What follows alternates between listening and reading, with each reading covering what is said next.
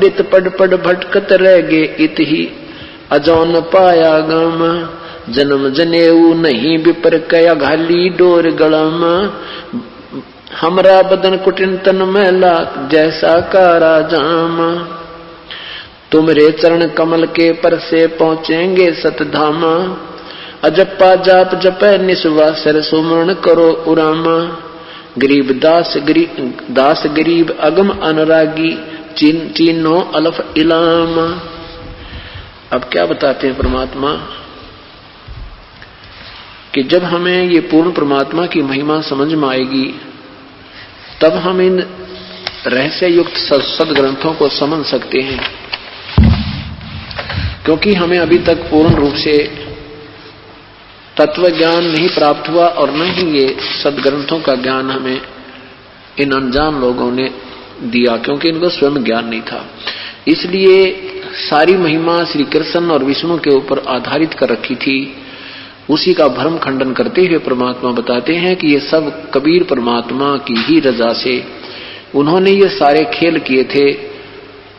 ये आपके कुछ दिनों बाद समझ में आएगी कहानी। क्या बताते हैं? बोले गुरुआ गर्भ न कीजय ताते पाहन कदे न रीजय ये बाल मुकंद बोलत नाही लटक बिहारी लूटे गुरुआ का सिर मार पड़ेगी थरा पेंडा कदे ना छूटे गुरुआ का सिर फरुआ फोड़ो गरते काट घसीटे इसके पीटे पाप नहीं है इसको निश्चय पीटे। कैसे गुरु को जो गलत ज्ञान प्रचार करता है, इस शास्त्र विरुद्ध साधना करता है, कहते उसका जूते मार देता कोई पाप नहीं, क्योंकि वो आपका पक्का दुश्मन है। इसी विषय में कह रहे हैं, या देवल में देव नहीं है पान पता से खाई बिल्ली बीट शीश पर कीनी कुतरे न धार लगाई। ये मूर्ति पूजा के ऊपर जीव को उलझाए बैठे हो तुम, इसमें कोई शक्ति नहीं है, ना कोई मुक्ति होती है। इस पर बिल्ली घूम रही है, कुत्ता उसके ऊपर पेशाब कर रहा है, और अगर वो परमात्मा होता उसमें तो कहते हैं बिल्ली देव बिडारत नाही मूर्ति में कुछ खोरी या देवा में अजमत नाही कुत्ते की टांग क्यों ना तोड़ी। क्या कहते हैं कि अगर ये तेरे भगवान में कि में शक्ति थी तो इस कुत्ते की टांग क्यों ना तोड़ दी जो उसके ऊपर पेशाब कर गया भगवान तेरे ठाकुर के ऊपर। अब पहले तो हमारे पूर्वज श्रद्धालु बहुत थे, डरने वाले थे परमेश्वर से, और इन नादानों ने उसका नाजायज फायदा उठा लिया। अब किसी ने कोई डला धर दिया, यो भगवान है, अच्छा जी आप जो कह रहे हो सही है गुरुदेव, क्योंकि गुरु के वचन की अवहेलना करना पाप होता है। लेकिन इन नादानों ने अंडोला बना दिया सभी का। मूर्ति कह नहीं श्रवण जिसमें गुरुआ घंट बजावे, उस मूर्ति का कान ना कोई आंख ना, और उसका आगे कहते तुम घंटी बजाने लग रहे हो, वो ना सुन सकता पत्थर ना कुछ कर सकता तुम्हारा।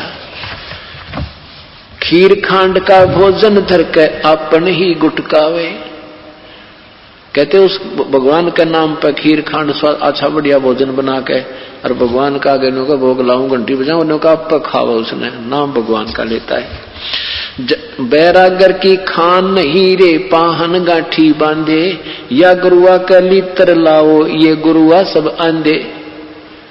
ऐसे गुरुओं का लीतर लाओ, ये निकम्मे तुम्हें बड़े उलझाए बैठे, तुम्हारे अनमोल जीवन को बर्बाद करें। ये सब अंधे गुरु हैं जो गलत साधना शास्त्र विरुद्ध साधना बताते हैं।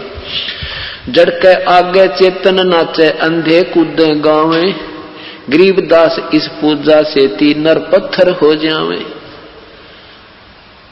कितनी प्यारी कहानी बताते हैं कि जड़ के आगे नाचे कूदे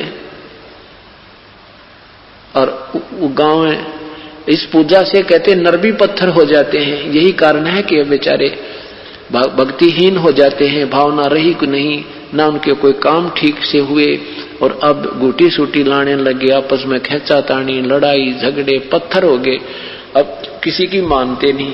के बताते हैं गुरुआ गाम बिगाड़े संतो गुरुआ गाम बिगाड़े। इन गुरुआ ने गांव बिगाड़ दिए, इन निकम्मिया ने गांव में बैठे हैं, कितने डब्बे में बैठे हैं। गुरुआ गांव बिगाड़े संतो गुरुआ गांव बिगाड़े ऐसे कर्म जीव कहला दिए बहुर जड़े ना जाड़े।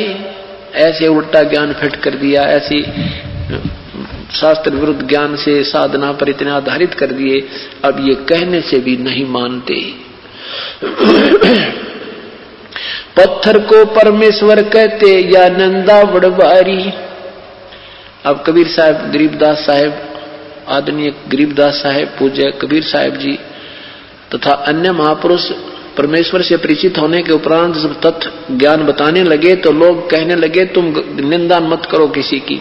जैसे आज दास के साथ यही स्थिति है, हम कहते हैं सच्चाई और अनजान लोग कहते हैं आपके महाराज जी तो सबकी निंदा करते हैं। परमात्मा कहते हैं निंदा तो तुम कर रहे हो नादानो, उल्टा ज्ञान दे करके। तो क्या बताते हैं, तुम पत्थर को परमेश्वर कहो, ये निंदा है कि गारी? सबसे बड़ी निंदा, सबसे बड़ी उल्ट काम तो तुम कर रहे हो। तुम हो निंदा के पात्र कि तुम गलत मार्गदर्शन कर रहे हो। पाहन को परमेश्वर कहते ये निंदा बड़ भारी, या की मोहे समझना पड़ी तुम पूजा कर हो अकेगारी। या जो हड़का जल भर कह लाए चरना अमृत ठहराए, और जड़ के चरण धो कह दीने चेतन को फिर पाए।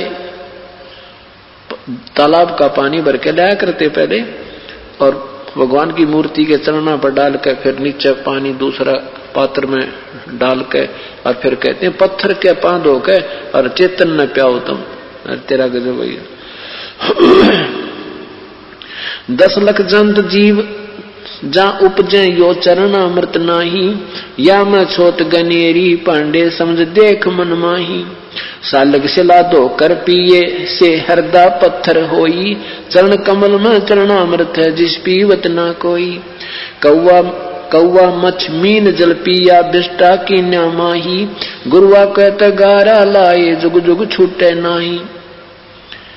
भरम विदूषण शब्द हमारा कोई गावे कोई रोवे, पांडे को तो परख नहीं है या किचड़ी मोहम्मदी धोवे।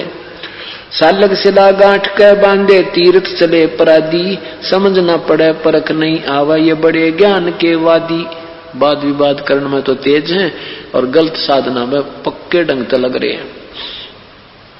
और हमारा जो ज्ञान है ये भ्रम विदूषण है, ये भ्रम विनाशक है। हमारा जो ज्ञान है, हमारे जो मंत्र हैं ये बिल्कुल निसंशय, बिल्कुल सत्य हैं। इनसे सब भ्रम नष्ट हो जाता, हमारा कोई सुनता नहीं हमारी बात को। बैरो भूत मसाणी पूजे दुर्गा देवी ध्यावे, उती कह तो तब ही बाजे बकरे आण कटावे।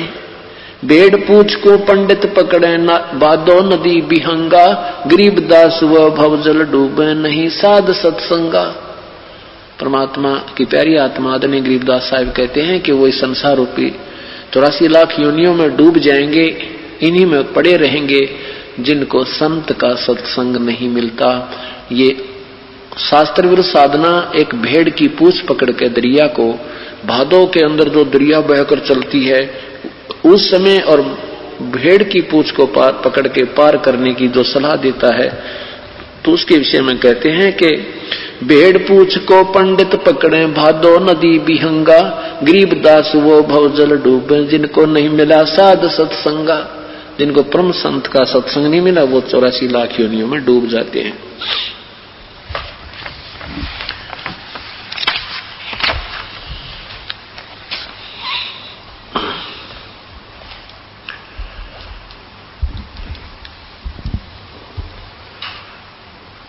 अब परमात्मा के विषय में